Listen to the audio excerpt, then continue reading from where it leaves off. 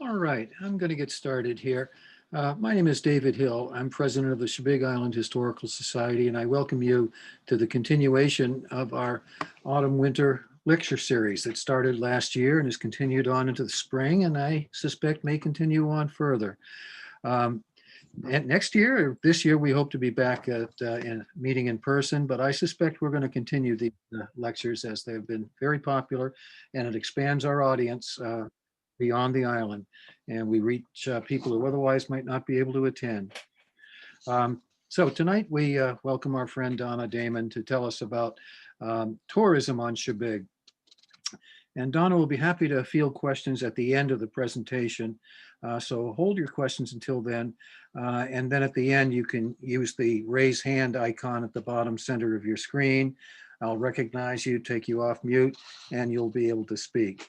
I'll try to take the questions in the order they come in. Oh, no, Now, our next lecture is going to be on Monday, May the 10th, featuring Katie Kennedy. And Donna, why don't you talk a little bit about what Katie's going to talk to us about? Okay, some of you may know her if you know her professionally as Kate Kennedy. It's the same person. We know her who grew up here on Chebeague as Katie Kennedy. She had her family had a summer place here for many, many years. And she wrote a book about remarkable Maine women. And she's going to be giving that talk. She's been speaking around the area on Zoom, and that's how I got the idea. I don't know why I didn't think of her for this lecture series, but she was so excited to be able to do it. So it'll be nice to reconnect with Katie and have her talk to us about some of the really remarkable women who have come from the state of Maine. All right. Thank you, Donna. Now, if we were in the Island Hall, there would be a donation bucket by the door. Tonight, we don't have a door, much less a bucket, but we do have our website, chebeaguehistory.com, where you can find all sorts of Chebeague-related gift items or make a donation to help your museum carry on. So be sure to visit the website and see what's new. Your support is greatly appreciated during these strange times. Now, at this time, I usually introduce our guest speaker for the evening, but Donna makes it easy for me. She needs no introduction. And Donna Damon is going to give us some information that I bet we didn't all already know. So Donna, please go ahead.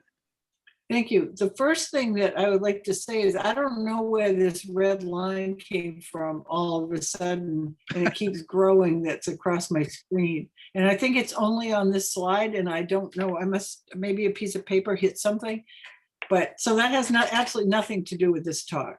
Okay. So basically what we're talking about tonight is the transformation of a middle-class Victorian neighborhood into a 20th century vacation mecca. And so I'm going to read a little bit of an introduction before we start. And then for those people who weren't on the last talk that I gave, I'm going to give you a little bit of a quick little background so that you will, to bring you up to where the tourists start coming. And so that will be just a really, really quick thing. But this is kind of a context for this discussion. During the 19th century, tourists discovered the coast of Maine. Some communities, such as Bar Harbor and Kittery Point, evolved into enclaves for the rich and famous, while other locales, such as Peaks Island, provided public recreation spaces where the masses interacted. Many American middle-class tourists gravitated to small coastal towns and offshore islands looking for the ideal summer resort. Businessmen, educators, clergy, and other professionals felt the stress of daily living and the demands of the business world warranted an annual vacation. One's position in life determined the length of time away from work and routine. Many coastal Mainers suffering from a declining economy opened their homes to tourists who wanted to find a place to relax in the summer. From cities like Portland, Montreal, Boston, New York, Philadelphia, tourists flocked to the Maine coast looking for that summer vacation. As urban America drifted away from its agrarian roots, the element modernity, took hold. The populace believed that a vacation was necessary to relieve the stress that resulted from being successful in Americas with ephemera, such as tourist books, brochures, and postcards, which depicted ideal tourists having ideal vacations in ideal surroundings. You're going to hear that word a lot because it was used so much in the media. Minister, banker, businessman, bureaucrat, and shopkeeper to imagine a place where he could mingle with like-minded tourists while enjoying the charm of the seashore and a cool breeze off the water. A stroll through the woods on an old cart road or an afternoon spent rocking on a porch, gazing off at the glistening water, furnished sufficient entertainment for many folks. The islands and secluded coastal towns provided urban dwellers with a vision of a past far removed from the hustle and bustle of daily city life. Because of geographic isolation, these communities lacked electricity, telephone service, and other amenities that had come to be expected by many Americans by the late 19th and early 20th centuries. While some tourists accepted these communities for what they were, others looked at these places and people as relics of a forgotten past and set out to improve them. This type of tourist assumed that the lack of technology equated to a lack of culture, learning, and other markers of acceptable society. Thus, some tourists visited locales that failed to meet their expectations for an ideal summer vacation. However, many rusticators discovered the same communities and found them the perfect respite. Many tourists developed such strong connections to these summer enclaves that their descendants, some in their fifth, sixth, and even seventh generations, still summer in the same community that their ancestors discovered more than a century ago. Some vacationers' descendants relocated to their summer community or to a mainland town near it and became year-round residents. Through the years, these longtime summer families developed a sense of place so strong that they thought of the island home as their only real home. For many summer folks whose lives were regularly disrupted by frequent relocations resulting from modern American mobility, the annual sojourn to their summer community provided stability and a sense of place. Supporters of island initiatives and active participants in community affairs, many of these long-term summer people even bought lots in the local cemetery, creating a connection for eternity and displaying the ultimate commitment to community. Thus, summer natives' seasonal roots deeply entwined in the cultural as well as the physical connotation of place. Despite the fact that many of the summer natives contribute time and money to Maine communities, Mainers commonly complain about the influx of summer visitors. While tourism has positively impacted the Maine economy since the mid-19th century, an undercurrent exists that continues to divide coastal communities between the people who are perceived to belong and those who come from away. The construction of the cultural dichotomy of Maine summer communities began when the first tourists arrived on the Maine coast and entered the homes of independent sea captains whose wives decided to try their hand at the boarding house business. For more than a century, writers and reporters have written about the interaction between the natives and the summer folks. What kind of summer sojourn did progenitors of today's summer natives experience that established a connection to place on one hand and a system of class distinction on the other? While many residents of Chebeague Island in Casco Bay, Maine, willingly entered the tourist business for economic reasons, they frequently heeded the advice of newspaper men from away. These islanders' actions transformed Chebeague Island from a maritime community with all the trappings of a Victorian middle class community to a place focused on catering to people who sought the ideal summer vacation.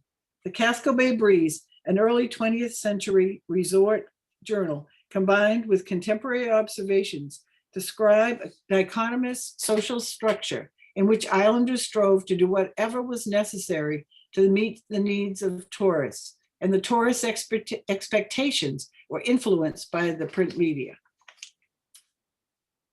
And so that's kind of going to be the overall, to be thinking about that and putting that in that context as we go forward. So just to remind you, what Chebeague was like when the tourists showed up. This was a family, and the Jeremiah Hamilton family.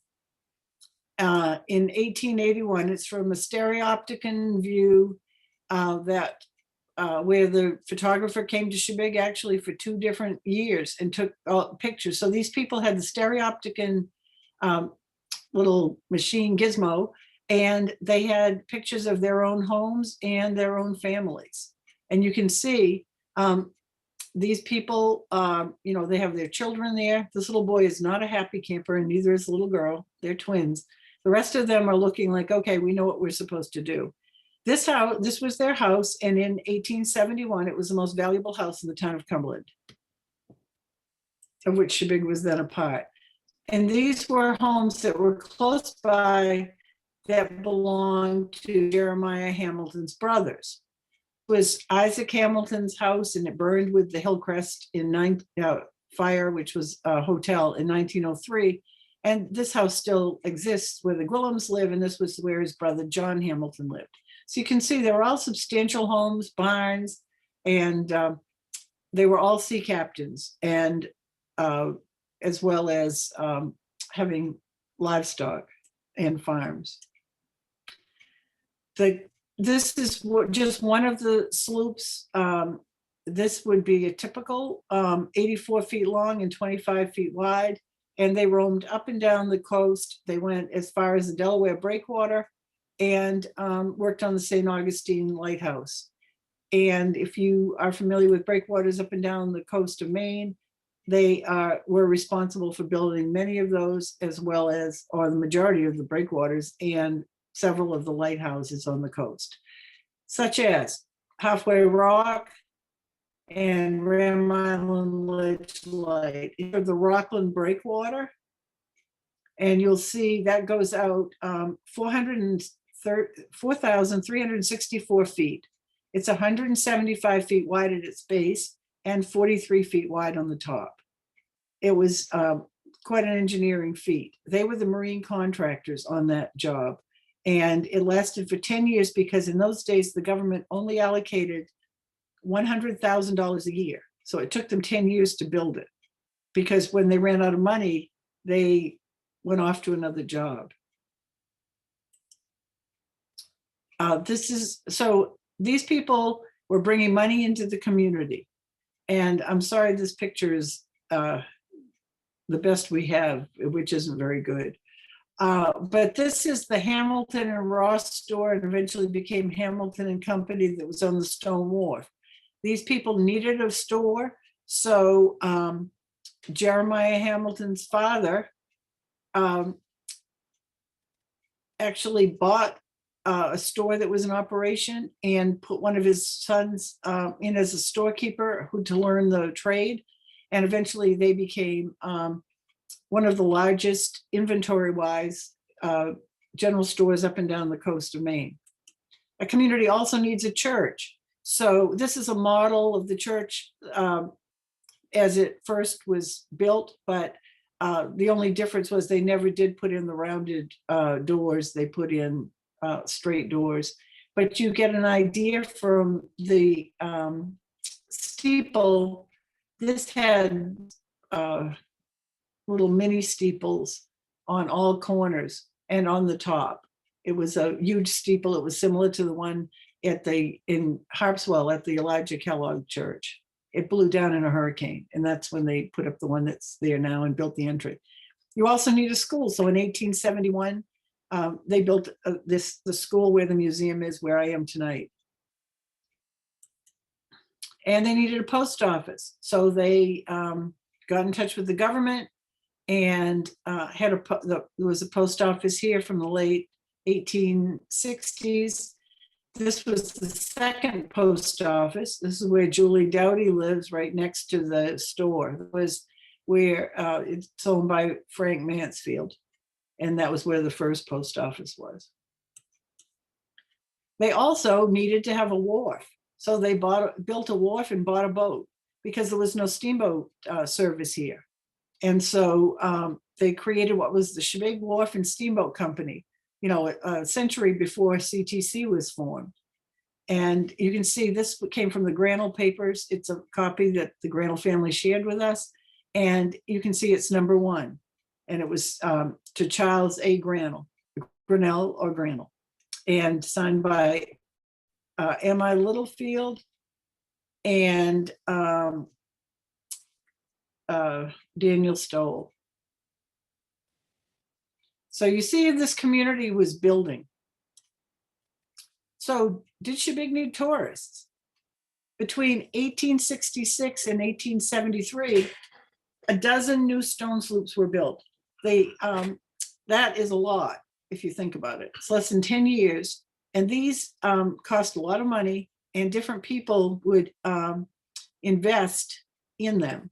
So for example, if a boat went down, you wouldn't lose all your money. So you might buy a quarter in one and an eighth in another. And so there were all of these different connections.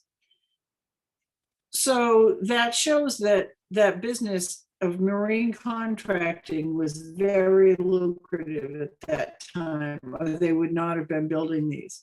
During the Civil War, many of these people worked on building Fort Gorges. And so they had actually a lot of capital to invest.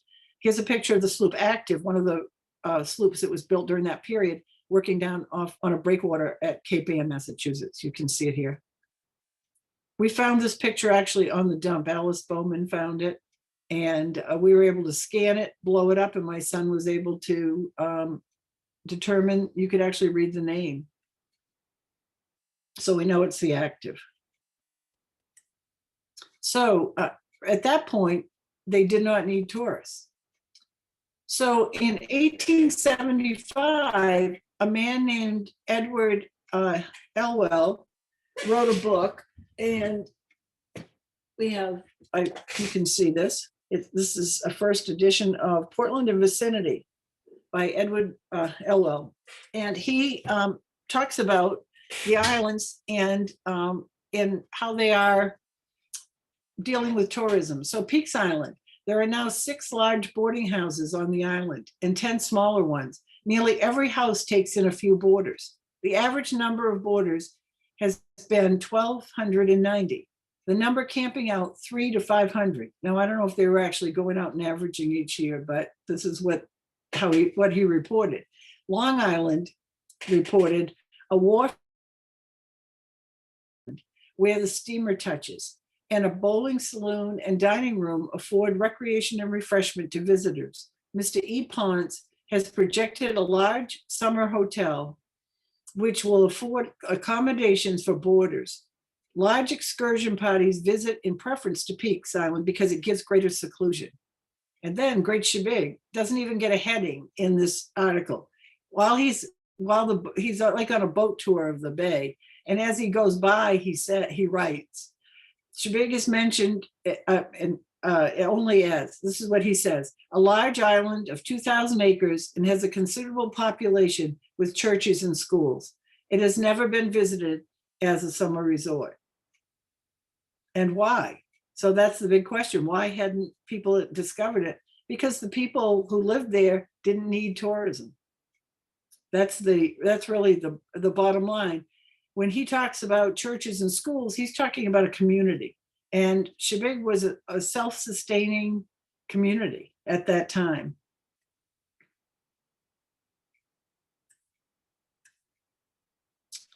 And so here's an example. Here's something from July 3rd, 1877, from the First Baptist Society Sabbath Day excursion and picnic to Great Chebeague Island. So this is in 1877. Ample accommodations, but please bring your cups, spoons, etc. It's a far cry from the services offered on Peaks and Long. So the reason I threw this in here is people were coming down here on excursions, and they had been off and on since the 1850s. In fact, Jefferson Davis came here on an excursion. But basically, they came and went to a shore and had a picnic and went home. And you know, God forbid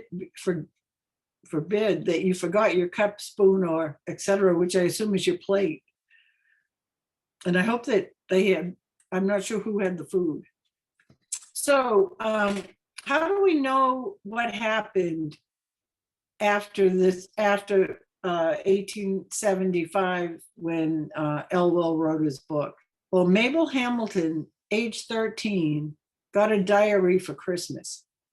And she wrote down much of what happened, at least on the East End of Chebeague, during the year of 1878.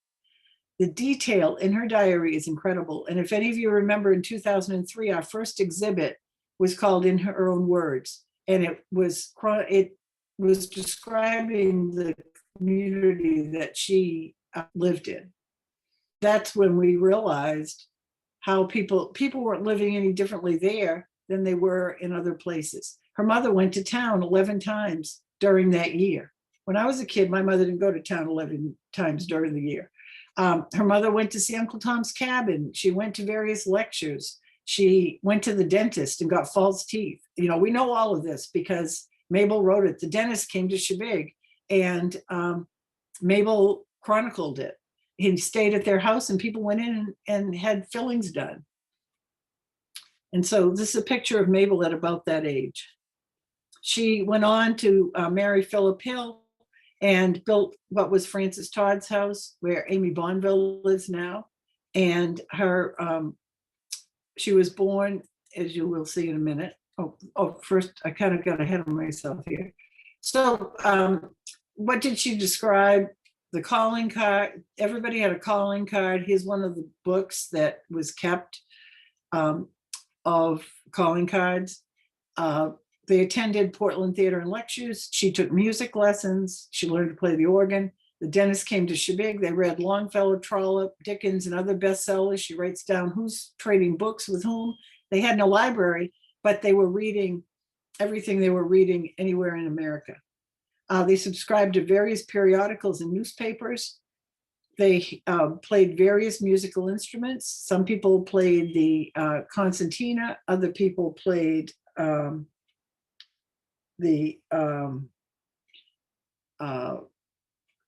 violin, you know, so, and they would go around to people's houses and entertain themselves. They played the new game of croquet.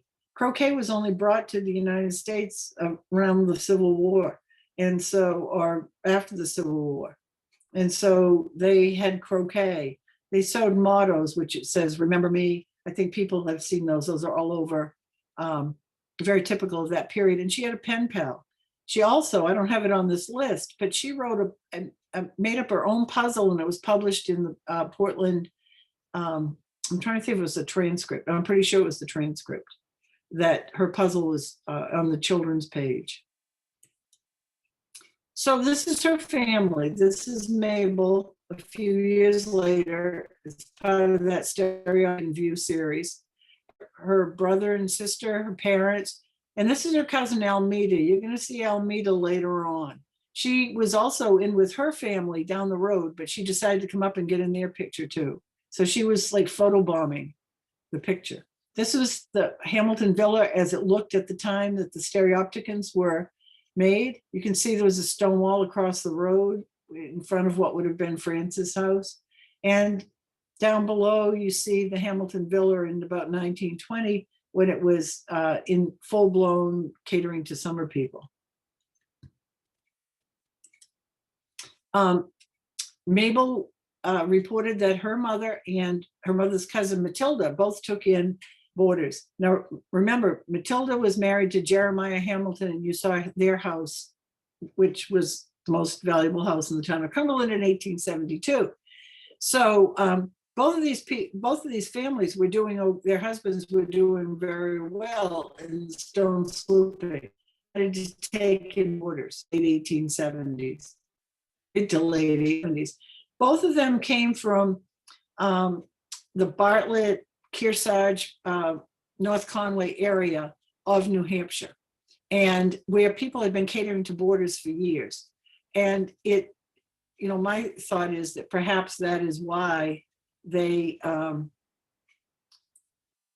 you know, they did that they got into the business, but, you know, we'll never know for sure. And so, again, just to remind you what Matilda's house looked like, there's another picture. Her family had a portrait done each year that the stereopticon photographer came, and you can see this, her older son and husband are missing because they're out to sea on a stone sloop. But you look at her dress, of what she, and you look at her pierced earrings, and that you can read her clothing, and you can see those twins are still not very happy in these pictures. So these pictures here are from the exhibit that we did in 2003.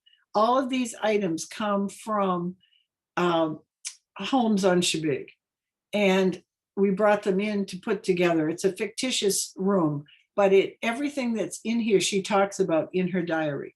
For example, if you look in the middle picture, in the bottom, it says, "God bless our home." That's what a motto was. And you see the photo albums, you see the family Bible, musical instruments. You see the organ. This was loaned to us at the time from Bob and Gloria Brown, because it's contemporary with the time. You see here's a concertina. So it gives you an idea of what life was like when the tourists first came. So Mabel writes, "We cleaned the bedrooms and open chamber. We're going to have the little bedroom downstairs for a dining room." So what they were doing is creating a dining room where the boarders would be able to eat themselves and they would be able to serve them. While the boarders were in residence, she washed dishes 3 times a day for 50 cents a week to earn money to buy that croquet set.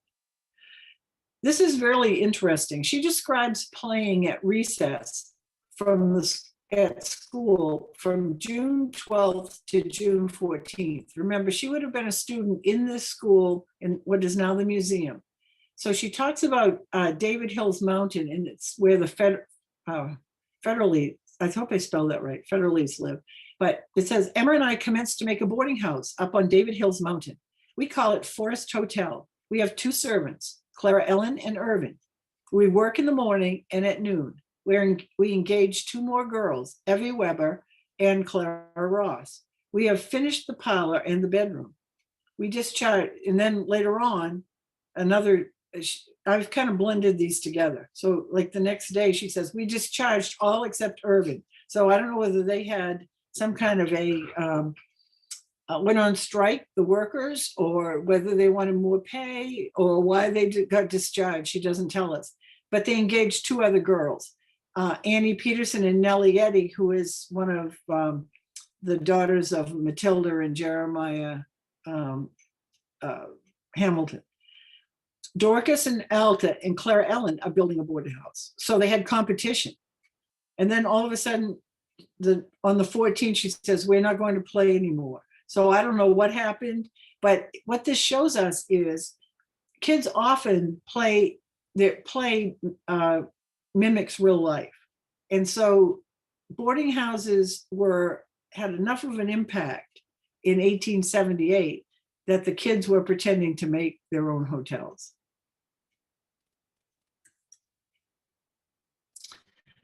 And so in 1878, she says, "We're boarders come a week from next Tuesday."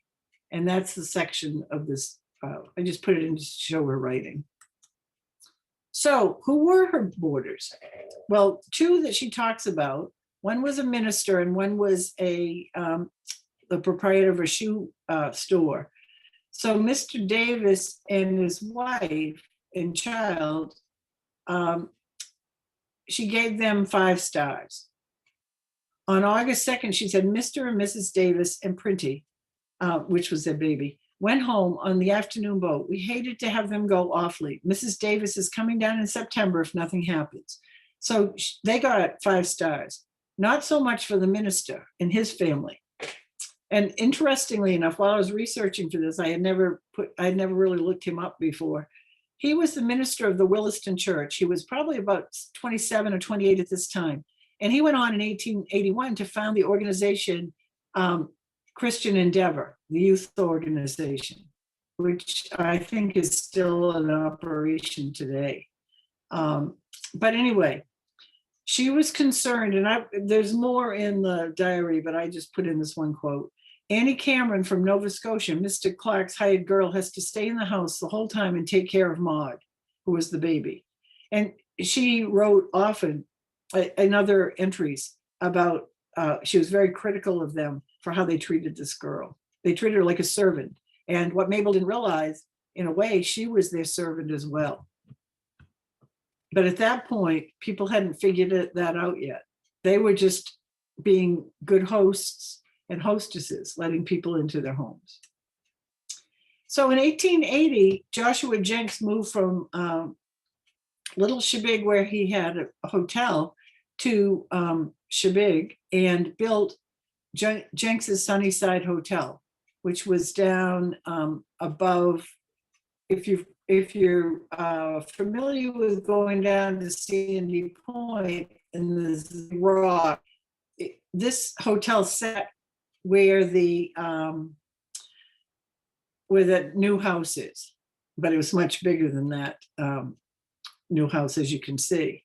It burned in 1891, and then they built another building that they used after. But and so in 1881, Jenks really built the first hotel. He was the first person to jump into it, but he was not a native Chebeaguer. He had come from away. And within a couple of years, Jenks Landing was built down off the shore, and periodically you can see the pilings, the stubs of the pilings from that wharf. It was right down at the end of where the road ends, which is the reason there is a road. And because of all these random landings that were built here, we're fortunate that we have access to the shore through those. Oh, I held on too long. So Chebeague's first development came from away. And so we have Joshua Jenks, and shortly after that, we have the first real developers who laid out a subdivision plan with George and Catherine Edmonds, and they subdivided the Joel Ricker farm on Cottage Road. And they used the house as they rented it some, they came there and stayed some, and they owned it until they sold it to the Howell family in 1896, and it's still owned by the Hulberts, who are Howell descendants. So it's never gone out of that family. So Antoine Dorticos designed several of the cottage Edmonds development, including his own on the left. And he had another one before that we believe burned. But this is, but we know he designed this. And also the Ridge Cottage, which is the Shattuck Cottage down below. It's a picture of Antoine Dorticos in some kind of an event at the Dorticos Cottage. You can see it's June because the daisies are all out. And note the rain barrel at the, on the Shattuck, the Ridge Shattuck house. And this house too is still in the same family. It was built in the late 1890s, and the Shattocks are the descendants of the Ridges, as are the Babcocks, actually, they are too. And the Cleves brothers, who were lawyers in Portland, came down, and they somehow were connected with Joshua Jenks, and they bought Deer Point, and they set up they made the second subdivision, which was, which broke the Deer Point up into tiny little lots. Some of the lots were bought by Mary Peabody and her friend Bertha Saltmarsh. This cottage was also a Dorticos design, according to Earl Shuttleworth. We have different pictures of this, and he's kind of looked at it. And it sat right down on the end of Deer Point. You can see it's on the side toward Chandler's Cove, because if you look to the left of the house, past the trees, you see Cottage Road. And so this gives you an idea of where it was located. So if you go down to Deer Point, you can get a general sense of where that was. That actually burned in the fire in 1948 when Deer Point burned. And just as an aside, this is a public service announcement. Be really, really careful if you go down to Deer Point. Don't smoke, don't shoot firecrackers, don't light fires. It is a very serious fire hazard down there. So why did Chebeague eventually jump into tourism? Well, in 1873, there was a depression, and the bottom started, even though all those people had built all of those new sloops, 12 new sloops from 1866 to 1873, I think there was only one built after that. And so their income was reduced dramatically. We have an account book that of the United States, which was built during that period. And you can actually see what happened. By 1875, they were making practically nothing compared to what they were making at the beginning of the 1870s. There was also a decline in marine contracting after the 10-year Rockland breakwater job. That Rockland breakwater probably kept this community's economy stable. It might have it might have been more impacted by some of these other things if they hadn't had that steady job, and so many of them working on it. Concrete starts to replace granite. So then sloops are abandoned. They can't even sell them. We know that the leader, I think it is, you can see the bones of that down in the creek, down by Aaron's Wharf. A sloop is reported to have had, in the 1890s, 5 captains on board, headed for a job in Fall River. It was in one of the newspapers. And at first I'm reading that, I'm saying, well, why are they saying this? Well, what they're saying is, 4 of them had given up their boat. They were the most skilled, and they'd all decided to work together on this next job. And so that gave the next generation really no opportunity. There were people who were born in the 1860s. My grandfather, Sherman Hamilton, was one of them. Many of his contemporaries who were just at the end of stone slooping, and they did get to go for a period of time. But that was the last generation to even go on a sloop. And after that, they turned to clamming and fishing. Fishing was always pretty big on the West End, but it was not on the East End until the 1890s.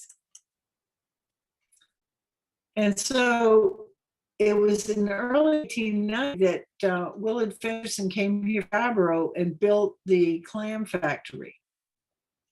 And many of the islanders dug clams for him. Some of them worked for him. You can see he employed men and women. They were all locals.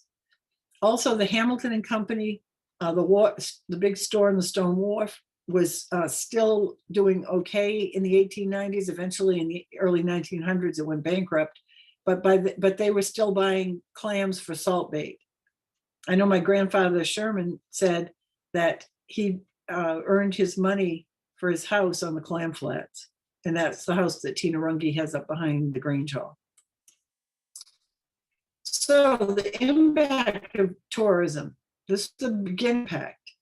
So this picture up here, the before, is from one of the tourist books from about 1894. And you see these fishermen, and they're down, if you go down to Central Landing and you look straight ahead toward the East End, they were right down there where the Gene and Mike and those guys have their haul-offs. And so they had these fish houses. They were people who their family had owned this land for a long time. At the time of this picture, it belonged to their sister. Their sister decided to sell the property in the late 1890s to a former someone who had been born on Chebeague. His father died when he was like a baby, and his mother moved off, married somebody else. And he came back, and he had spent his career as a traveling salesman. His name was Will Curate. And he did not endear himself to many people on the island, especially the young people. But he certainly did not endear himself to the brothers of Caroline Bennett, who sold him what she considered was the swamp. And he set up the first registered subdivision. The others were not registered at the registry of deeds, but this one was called Pleasant View Park. You can go online and find it if you want.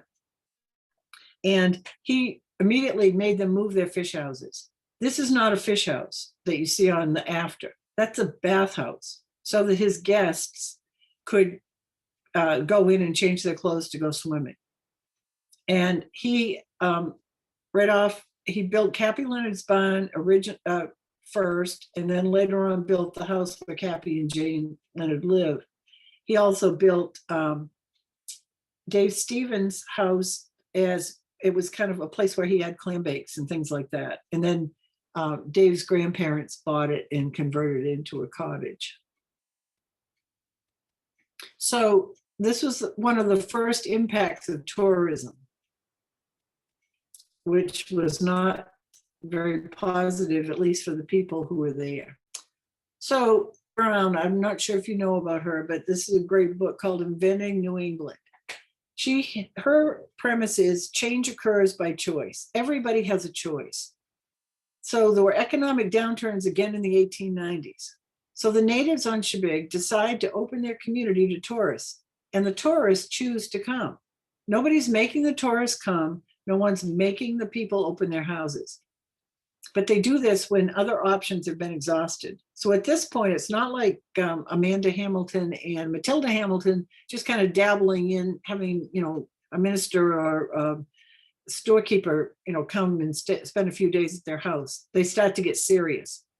Developers want investments, but islanders have to agree to sell.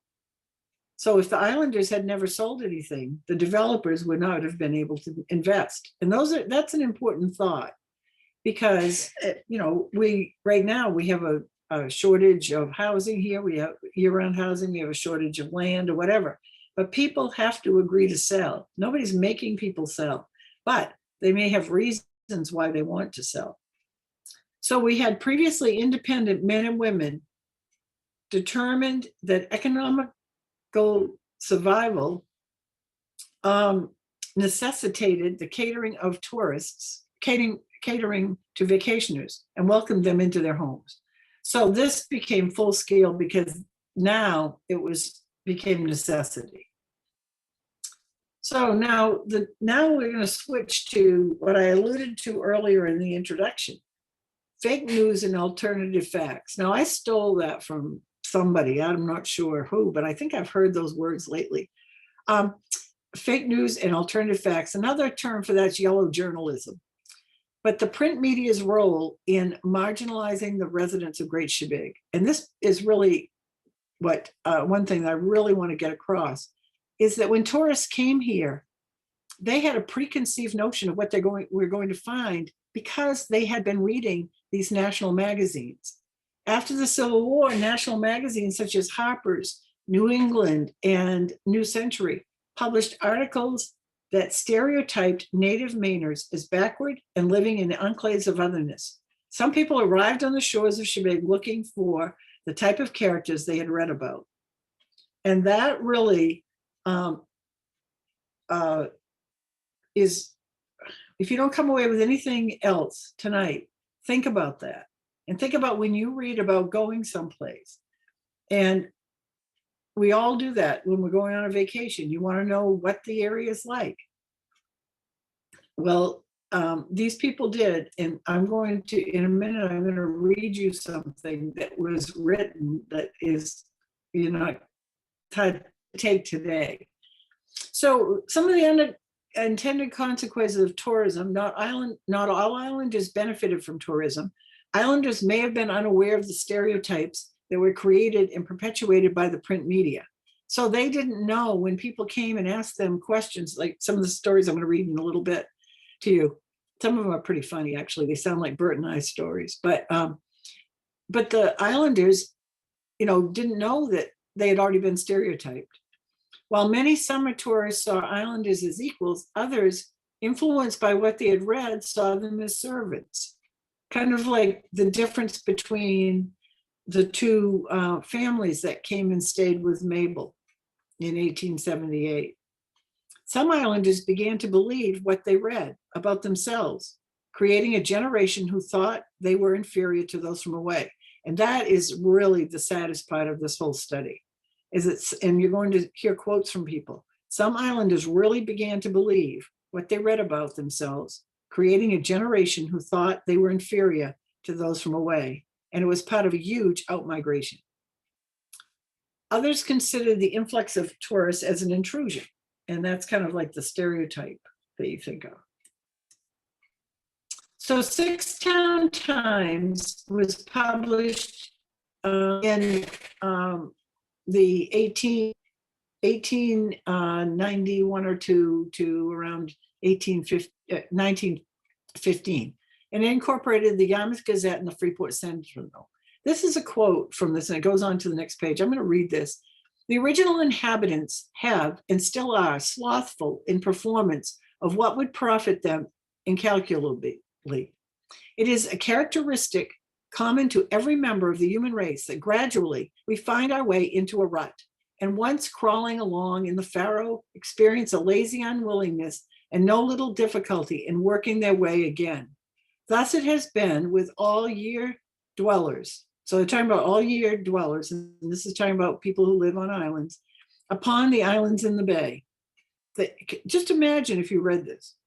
They have got themselves into a rut out of which they must work their way before they can hope to accomplish all they should in the line of progress. In all charity, too, let us observe that they, like all other stay-at-home people, they have not touched elbows and rubbed shoulders with fellow humankind who dwell in other places. Now remember, people like Jeremiah Hamilton, Alfred Hamilton, and all of their peers had been all up and down the East Coast of America. They were well known all over. And so this is what they're talking about. So this article is talking about this. Their view and views are narrower, seeing everything from their own prejudiced standpoint. Their eyes often blinded to beauties by familiarity or failing to recognize the charms of unfamiliar objects. This is not culpable if a conscientious effort is made to overcome it. It is reprehensible only when a false pride or self-indulgent laziness allows the defect to be uncorrected. A first step toward this reform is not to scorn the suggestions or advice of those sojourners among you whose wider experience should be heeded. So basically they're saying, you guys don't know anything and you need to listen to the summer people and do what they say. Now just think about it. Today, how would you feel about that if you lived, no matter where you live, whether you live on the East Coast, the West Coast, no matter what community you live in, think about it. And if that wasn't bad enough, then comes the Casco Bay Breeze, which was published from 1901 to 1917. And this is a copy of their, this is just a front page of their one of their ads.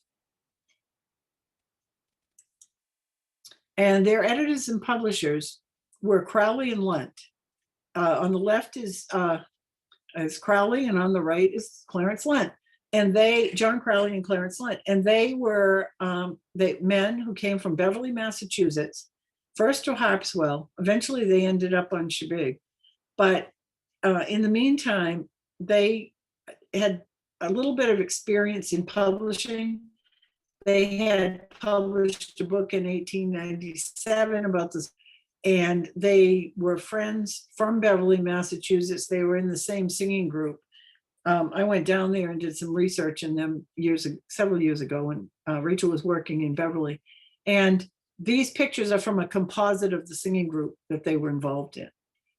And interestingly enough, when John Crowley died in 1954, the newspaper reported him as Mr. Beverly because he had done so much for the city of Beverly, Massachusetts, including getting Route 128 to go to Gloucester.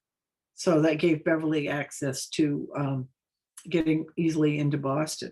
And at the time, it said his longtime partner was by his side as he died. So they remained friends their whole lives.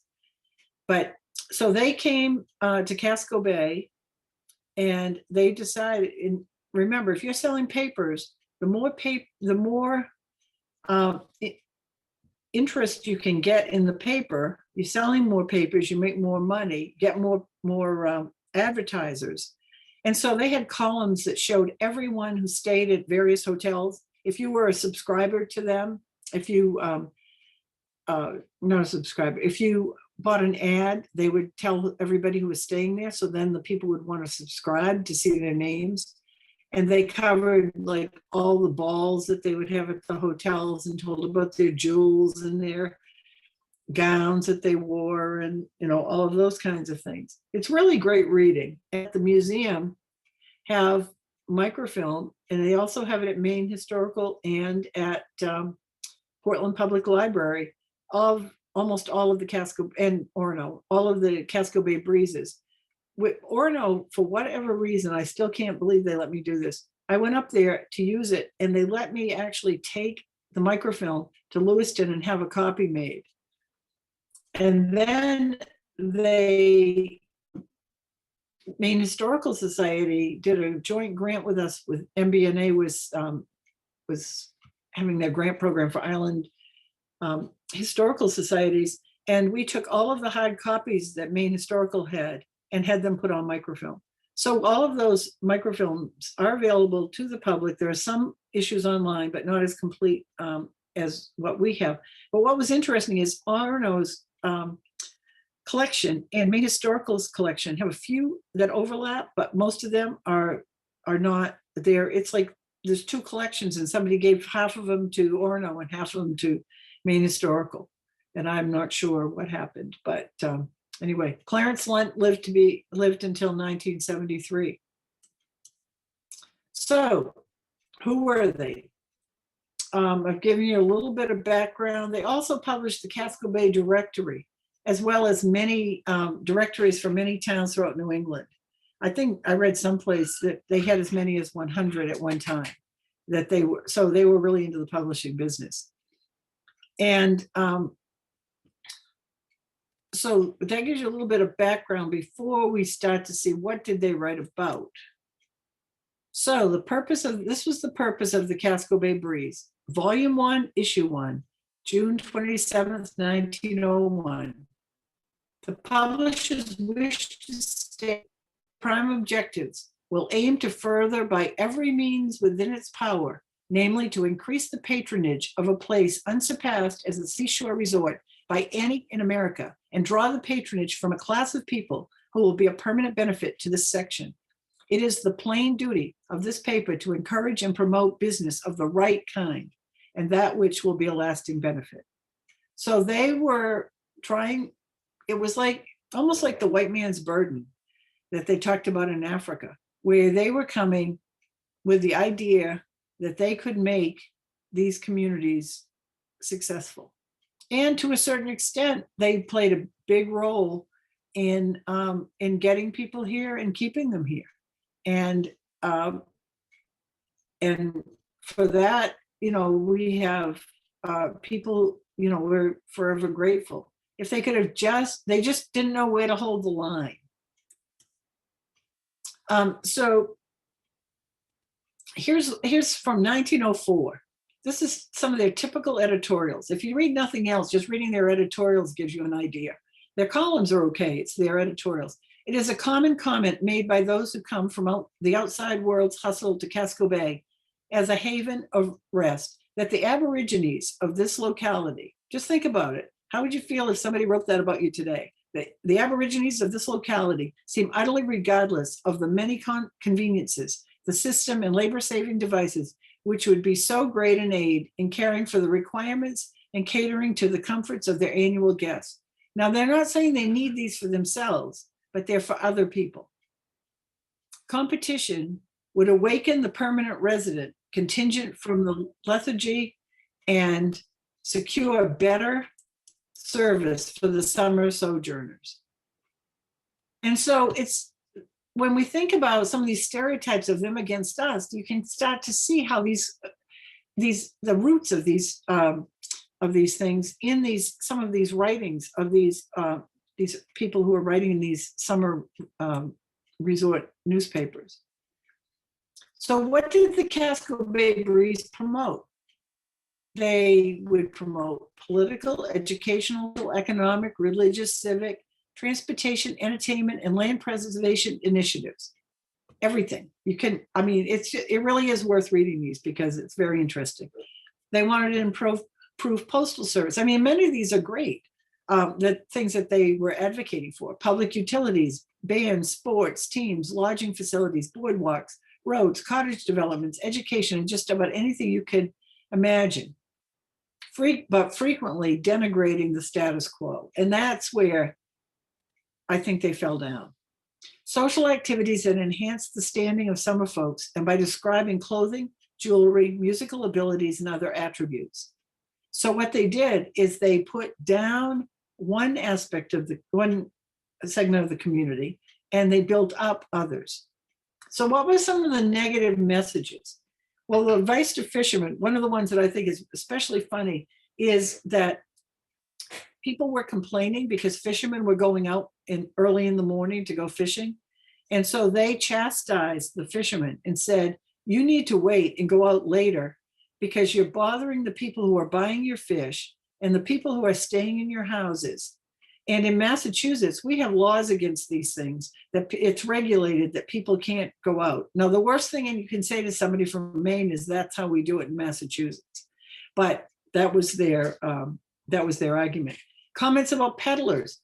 They were denigrating peddlers because they were hot and tired and they sat under somebody's tree and in their yard and to get cool. And they said that they should have been made to move along and comments about Native Americans. This is one of the worst.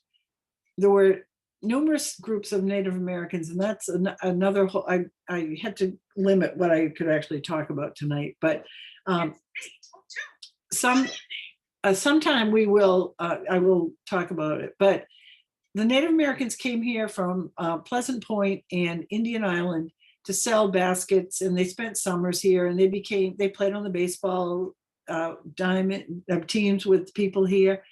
They became friends of the people here.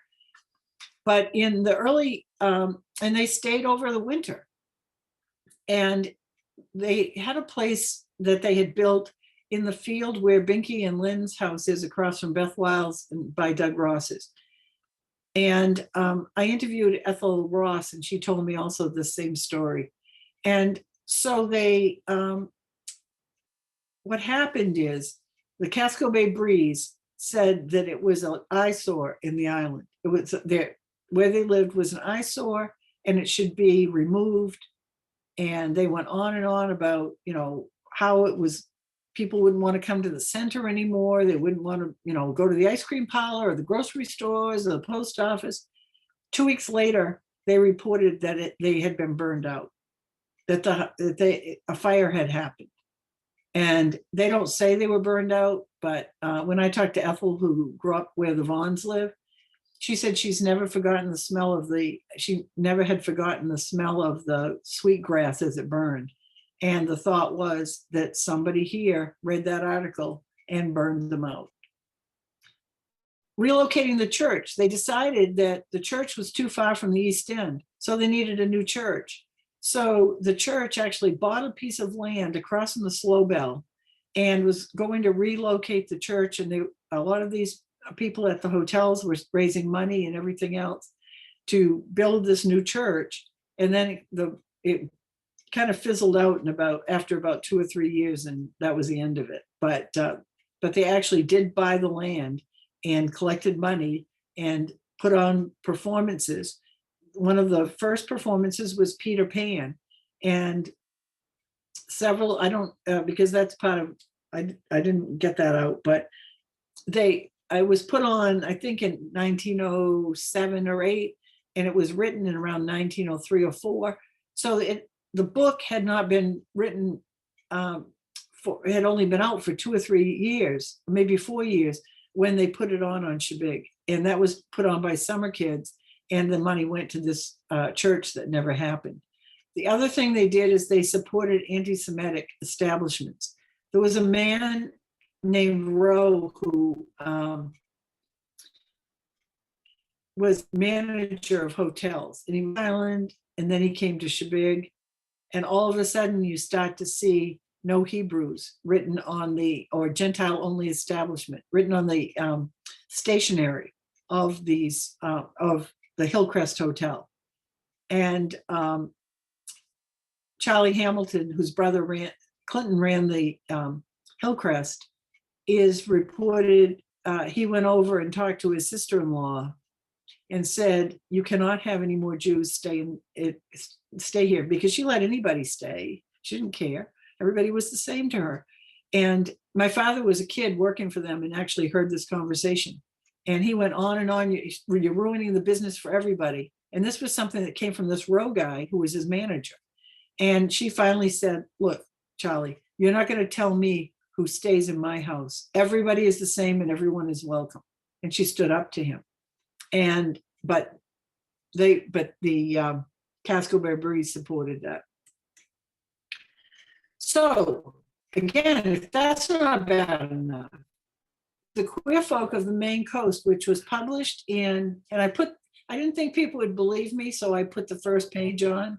It was written by Holman Day for Harper's Monthly in 1909.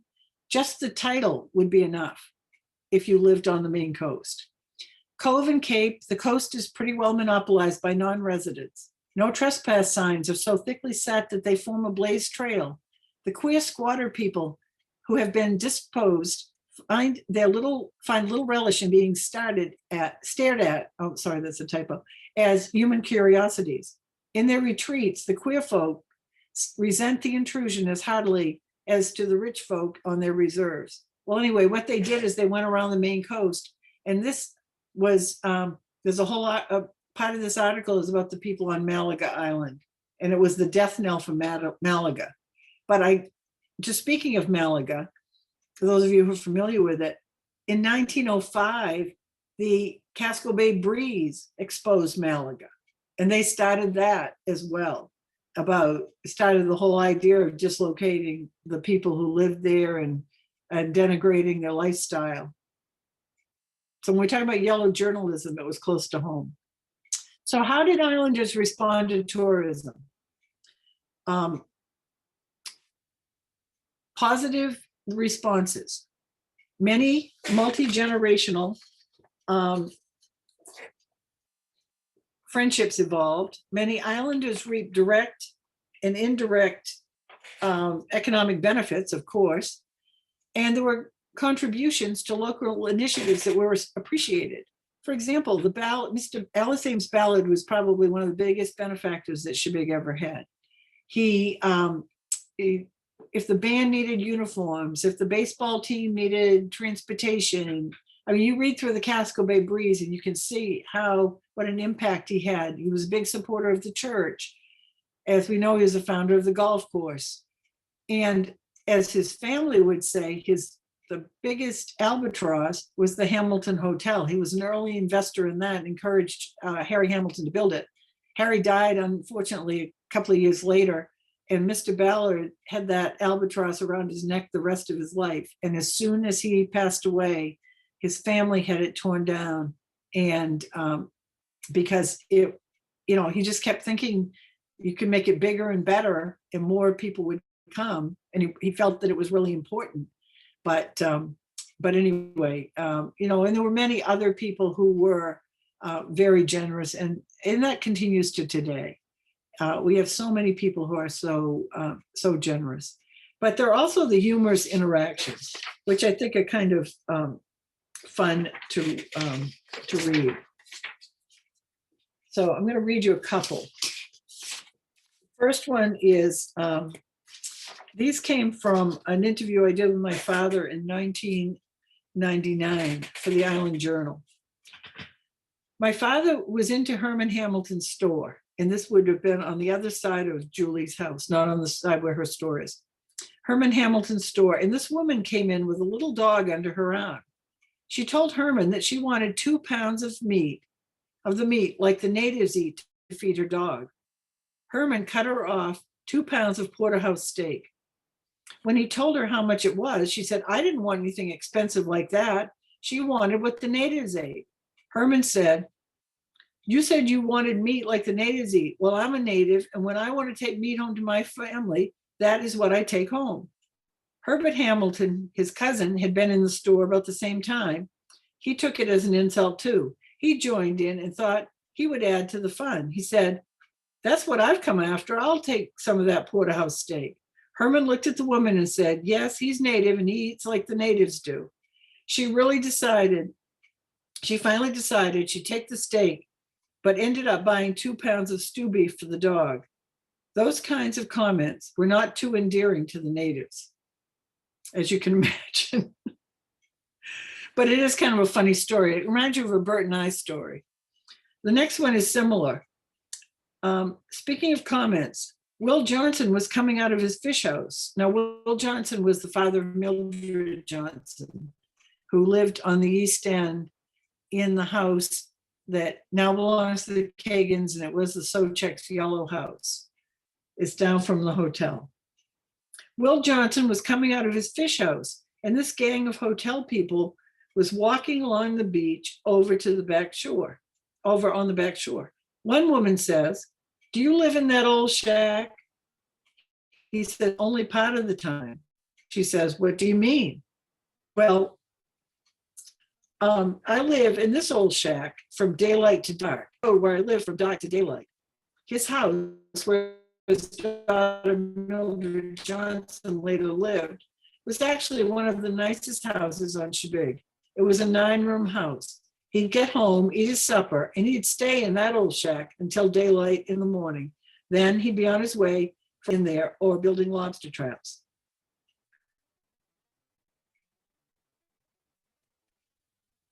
So there's just a couple of little stories of interactions, which, are just kind of fun. So this is, the next section is not as much fun. This is called a poem called Chebeague's Lament, a poem in 23 verses from 1912. And remember, we're wondering how did islanders respond to tourism? And so we have a picture here of Almeda Hamilton Doughty, and you saw her. She was the photo bomber in Mabel Hamilton's family picture. She was her cousin. She was married to a fisherman. She grew up in the Jordan's East End house and lived on the East End. The England house was built by she and her husband, if you're familiar with that house. If some people know it as Mina Perry's. So this is, I've just typed up a couple of the verses in this poem, just to give you a sense of that some people were getting frustrated. The summer season now is here. Our troubles have begun. We loafed around the first of the year, but now we're on the run. So now they have to get busy. Verse 4, the poor cook broils on the red hot stove, while the cool wood, the boarders rove. The laundress stays up half the night to make their clothes so clean and white. Verse 8, the bowling alleys open night and day. And here's a picture of the bowling alley. She didn't live very far away. And the balls, they roll in a dreadful way. We can't get to sleep on account of the din. It is hardly closed before it's time to begin. Verse 12, the hayrack parties rend the air with shrieks and howls that raise the hair. You'd think all Bedlam had let loose. You long for sleep, but what's the use? And we all know that when we go on vacation to other places, we don't think about the people who are living there on a regular basis. And so I think that that's what this is referring to. The baseball grounds are now fenced in, for times are not what they once have been. It takes a quarter to see the fun and watch the boys on their last home run. Well, for years, the baseball field was on the corner of Wharf Road, what is now the golf course. And a man named Henry Caldwell bought the Merriman Point subdivision, what was left of it, and also built an assembly hall where they had movies and plays and that kind of thing. And he built a baseball diamond and put up fences so people couldn't just go and see it. And so that was kind of pushing back against that. Now upward soars the price of land. Every vacant house is in demand. To Philadelphians, your house you rent, while yourself and your family live in a tent. And some people built camps that they actually lived in, so they didn't have to live in a tent, so they could rent their house to summer people who were, by that point, who wanted to really spend the summer. verse 16. Now, this is really, I think people will get a kick out of this one. Beefsteak now is getting high. Lamb chops a rise will take. The price we pay from day to day, our pocketbooks will break. Everything gets a little higher. To get their money, we aspire. So basically, there's always been the feeling that summer people were charged more than island people. But what she's saying is they're all having to pay more because in the summer, everything goes up. So in reality, they are paying more, but everybody else is having to pay more. So she's kind of bemoaning that as well. But what she's saying is they're willing to do it because everything gets a little higher, but they want the money. So some of that of what people think is not necessarily a myth, there's something to it. And then I just put this in. This is her feeling about Crowley and Lunt and the breeze. Crowley and Lunt now daily hunt for news to fill the breeze. They name each guest, fill in the rest with anything they please. So basically she's saying they don't believe anything that they're writing. So the impact on the island youth. For every negative story, there's a positive one. So I'm going to read a couple of negative comments and then I'm going to read a positive comment because it was interesting. Everyone, all the informants that I've interviewed over the last 50 years, and I had to believe it, but I started with, I think, Marion Fries in 1971. So it's been 50 years since I've been researching this issue. And people always have positive and negatives. There's always a but. Either but there's a negative or but there's a positive. And so that's what I found with all of these. So this is a quote from Victor Bowen from a 1989 interview. He was superintendent. He grew up on Chebeague, was the son of Postmaster Henry Bowen, and was superintendent of schools in Laconia, New Hampshire. He was educated on Chebeague, went away to college. The people who lived on the island thought the summer people who came were upper class. We couldn't stay in hotels and boarding houses, and they could. They called them summer complaints, and they were glad when they were gone, but they brought money, and you didn't hear any complaints about that. So that kind of goes along with what Almeida was saying. Ray Hamilton, and Ray is the boy on the right in the back with it, and his father's beside his grandparents. Al and Hamilton are in the front. Remember, you saw pictures of them when they were young, get to the boarding house business. And then there's their grandson, great-grandson, Robert Weldon. Luckily, I'm almost done because my internet's getting unstable. But Raymond had a story that was really a sad story that he told me on numerous occasions about delivering lobsters to a summer family. He was about 12. He had his first boat, and he was pretty proud of that. Remember, his grandfather started off as had a captain and owned half of the stone sloop at 16. So he had, he was following in that tradition. And so he took the lobsters down, and the people were eating. So they asked him to sit on the steps. And one of the kids kept talking to him and asking him questions. And finally, he realized, the mother said, just leave the lobsters, that's okay. And the kid said, no, we want him to stay.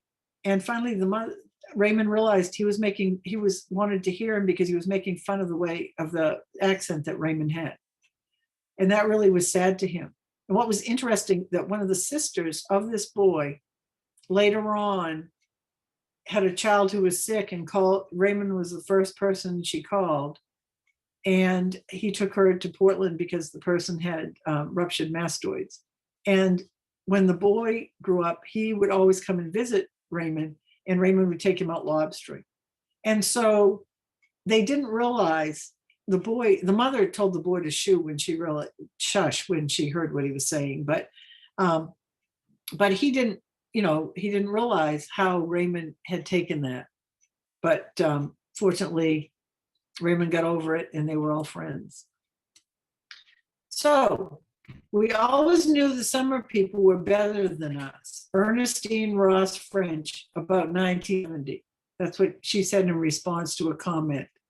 We always knew the summer were better than us. That ties right in with what Victor said. They were the same generation. So Ernestine is in one of the photos below. Both groups are going on an excursion. One group's going to Old Orchard, the other to Riverton Park. One group is comprised of girls summering at a hotel. The other is comprised of island girls. Which is which? You can't go by the clothes. They were taken 10 years apart and fashions changed. And so I just want you to think about those images. And, you know, when you think about some of these stereotypes that we have seen here. The answer, you've had time to look at them. These are the summer girls on the left. They're at Casco Bay Lines heading to Old Orchard. And these are the island girls on the right at Riverton Park. It takes all kinds to make a community. The print media planted many negative seeds in their divisive articles. Despite all of the stereotypes on both sides, all informants I have interviewed in the past 50 years have had a but in their conversation. Islanders gave examples of warm relationships with summer folks, and summer folks fondly remembered island friends and adventures. Victor Bowen remembered Barbara Jacobs, who eventually married Islander Willis Cleese and became parents of Barbara Marks. I'm going to read to you his story. There's Victor. And this was Bowen House, where he was born. And you recognize it as Victoria Smith's house. And look at up on the top. Isn't this interesting? The grill work that's on the top of the house. And you can see the influence of the Queen Anne style on the house. And just a little bit about Henry Bowen, because he was so important in so many aspects of Chebeague life. He started out with his father, Hugh Bowen, on the left here, and they were in the Stone Sloop lighthouse service business. And he worked on the Jenny Lind for about 14 years before he came ashore and became the postmaster and souvenir shop owner. He had postcards and dishes made with Chebeague images. You find them on eBay. If it wasn't for Henry Bowen, we would not know what Chebeague looked like early tourist era. And here's Henry outside his Nazareth chapel. He was also had his own church and was a minister.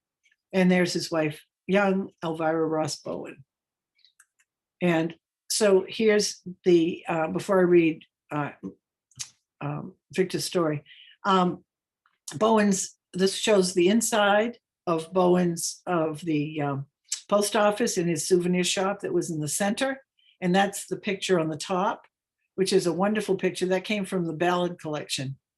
And it's just a great photograph and so clear. And then he also, in about 1907, built another, opened another store. And you see that on the bottom, it says Bowen Souvenir Store, which was across from the hotels. And Victor told me he had to work there when he was a kid. And he said, luckily, I think they had some kind of candy that he liked. And that's what he was, enticed him to be willing to do it. But so Henry was an entrepreneur. So that was the family that Victor grew up in. So I said, so my question was, did summer people socialize with native islanders? And he said, not to a great degree. There wasn't any reason to. They bought produce, lobsters, clams, and vegetables from them, but that was about it. And then he thinks, here's the but. Well, there was one family, and they lived near the post office. They came about the time,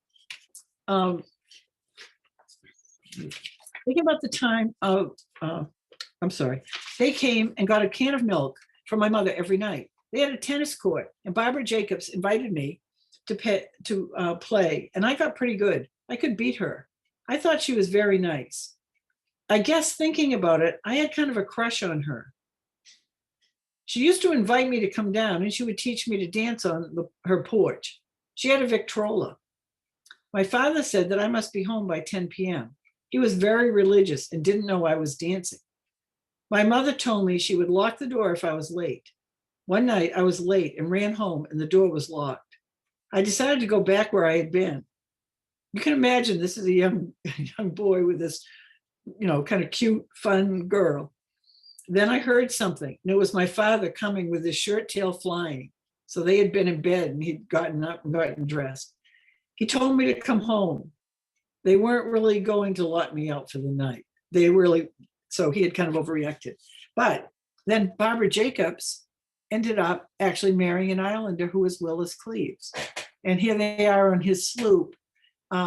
And they were married after he graduated from the Naval Academy. So interestingly enough, you had a whole generation of these people who grew up thinking, some of them thinking they were inferior, but all going to really good schools and having great careers. The last story is from my father again. And it says, my mother had a great friend, Mrs. Shearman. They built the Lunt Cottage Road. My mother would hang a sheet on our house where West Dowdy lives when she was going to come for a visit. So they communicated by sheets. They went on picnics with us in my father's boat and berry picking with us. My sister and I stayed in touch with their kids. They told us that they loved going with us because my mother made such great lunches. And here you see, this is my father's sister and brother and my father, Rachel, Bill, and Ellsworth, and they're up on Dean Vernon's prayer bench about 1915. And you see at that time it would have been the Vernon and the Pisano cottages on Cottage Road. So you see there the connection between, and I actually met Josephine, the daughter, in the hospital one time, and she invited me for lunch, and it was just wonderful. That's a story in itself. So then we're going to end with Elizabeth Duryea Ballard's memoir, some excerpts from it. She says, whatever democratic standards my children acquired were, I suspect, the result of their friendship with Maine fishermen and farmers. These contacts they experienced in their summer on Chebeague Island. And you see, here's a photograph of Walter Currit, who was the Ballard farmer on the left for 40 years with Ellis Ames Ballard, rubbing shoulders.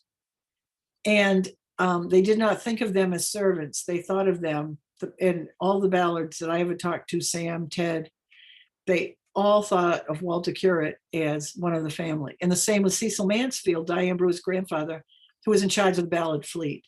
And so that's quite an endorsement. But she goes a step further. And this is Betty Ballard and Ernest Ballard with some of their children. And in front of Little Wrist, but I'm not sure. The fishermen and farmers taught them truths more important than book learning. Our family have had many intimate friends among the year-round residents of Chebeague Island, and I think these men and women influenced my children's tastes, their characters, and their standards profoundly. I am humbly grateful for what they gave to us. And I think Sam Ballard, or Ted, if they were here today, they would be seconding that over and over again. So, and the converse is true. Having the chance to know so many summer people with such diverse experiences gave me something that I could not have gleaned from books and opened a new world of opportunity for me. Rachel Damon, Kuala Lumpur, Malaysia, 2021. This picture is with Tom and Rachel with their friend Kate Nyan, whose father, the late Boston Globe op-ed columnist David Nyan, is just one of the many of her summer friends who inspired Rachel and her brother. And a place for everyone where lifelong friendships are made. Chebeague Summer Theater, making friendships since 1965. And I was in that first group in 1965. And I met the Pauls and the Reeds. And I met the Howards. And we've been friends ever since. And that's the end. Thank you for sticking with me.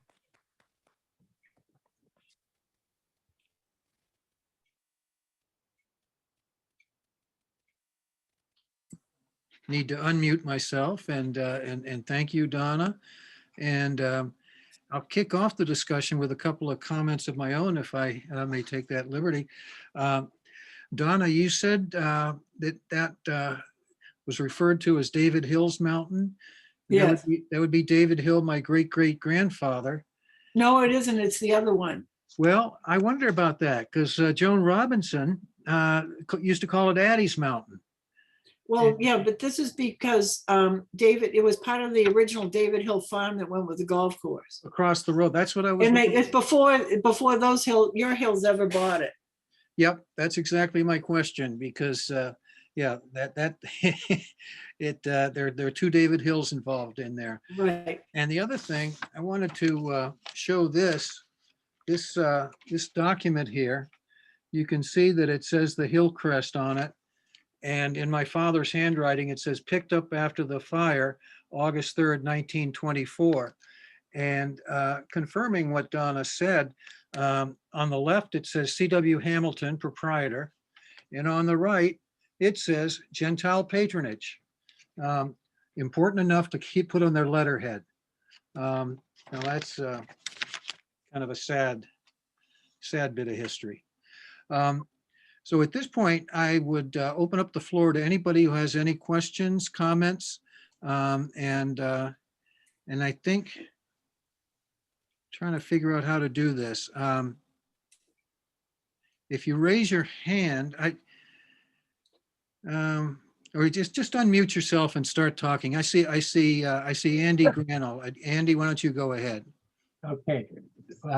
Donna, thank you. This is a tour de force. It was wonderful. I enjoyed every minute of it. And you continue to amaze me. I mean, 50 years is certainly represented in this presentation. It was great. I'm really interested, for this is the first time I've seen this whole ugly specter raised about how the Native Americans, who my dad used to talk about, were treated. And that's a terribly important story of what happened there. And if there's anything we can do to track that down. And then this anti-Semitic virulent, it was virulent during that time period. And it was leading up to something pretty horrific. So every time I get a chance to spotlight those, I want to encourage it. But in the main, I love, and this is my response, I love the nuanced balance between the real class caste heavy burden being placed upon the island, and yet on the other hand, the affirming connections, intercultural and other connections. Lovely, good balance, great, thank you. Well, thank you, Andy, because I was worried no one would ever speak to me again after this talk, but I see Gretchen laughing because I told her that this afternoon, because I really, it's something I've wanted to talk about for a long time. If people haven't read Spoon Handle by Ruth Moore, I hope this encourages you to go out and do it. I would love to do a book talk, a book discussion if people read it, because it's something that, it's in print and it covers a lot of these themes. But when I ever read that about the Native Americans, and then Ethel had told me about the fire, it's just too much of a coincidence that 2 weeks later, it gets on fire. It's just, it was, very, very sad. And, but anyway, I did try to get a balance. Thank you, Andy. You're welcome. Thank you. Before I call on Gretchen, let me just, yeah, a couple of people. Donna, If you unmute yourself. Can I, if I leave in at this point, is that all right? Or you want to call on people? Yeah, let me call on people if I could. Okay.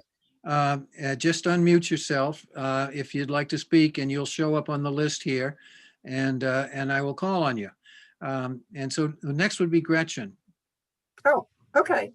Donna, this was great. And I must admit, I did chuckle this afternoon when you said you were worried, but you did such a nice job. And I really want to second what Andy said.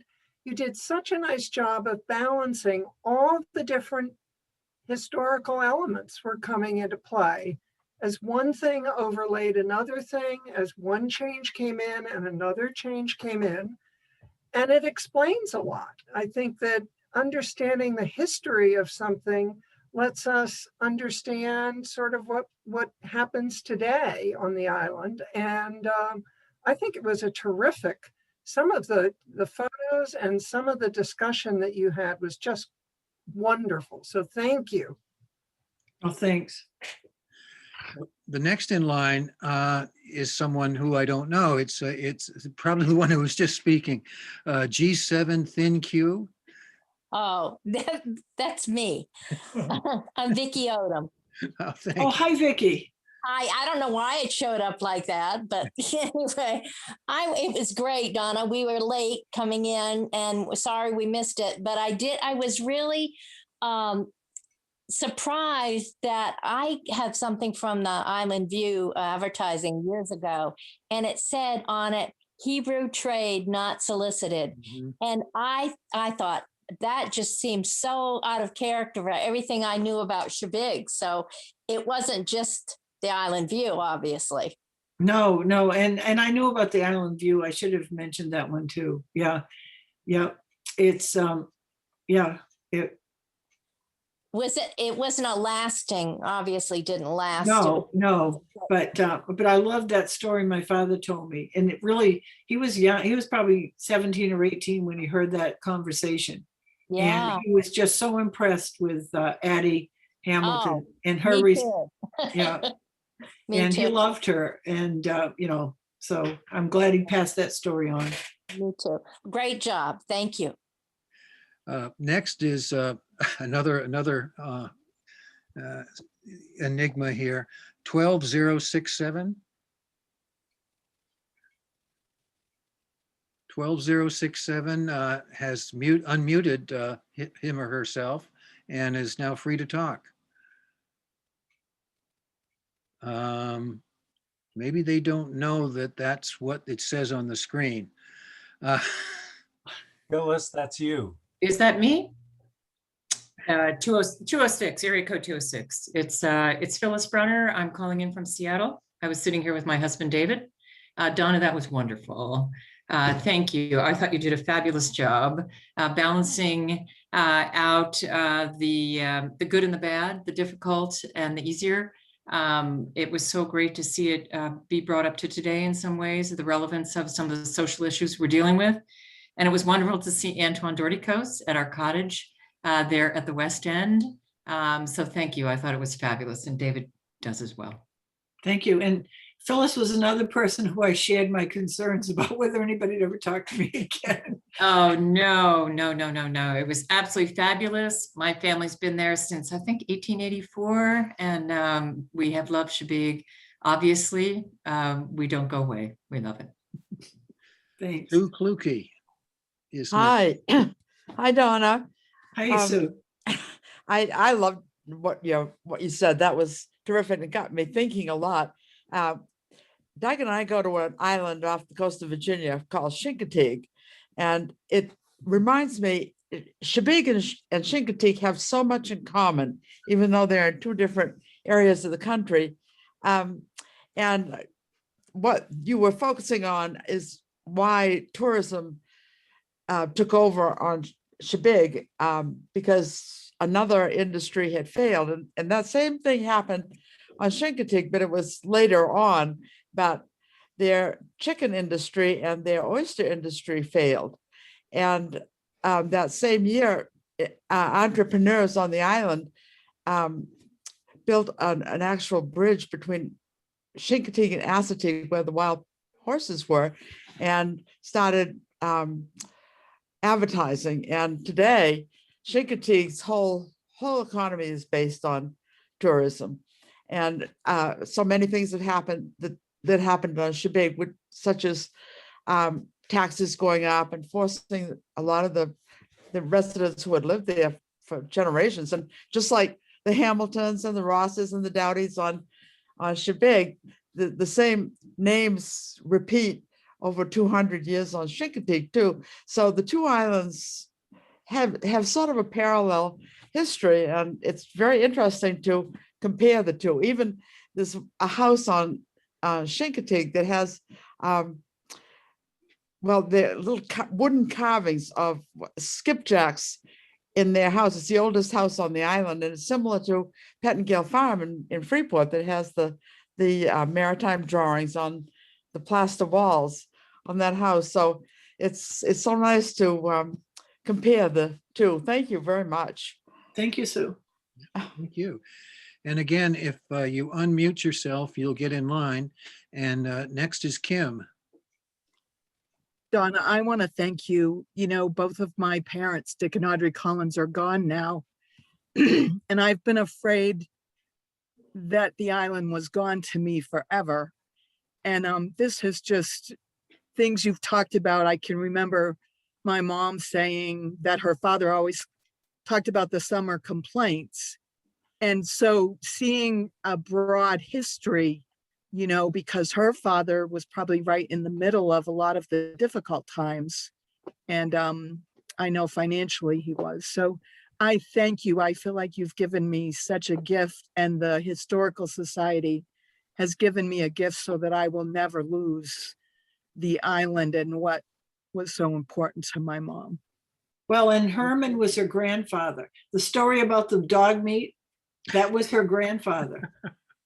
Oh, okay. I knew Irvin, but I didn't know. It was Irvin's father, Yep. was the storekeeper with the dog meat story.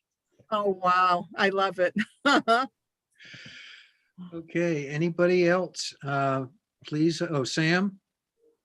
Go ahead. Also known as Polly. How you doing, David? Hi, Polly. Donna, I don't know why you would have any qualms about any of that. It's good to know the history. Great stories. Oh my gosh. I have not heard those names for eons. All the Cottage Road crew.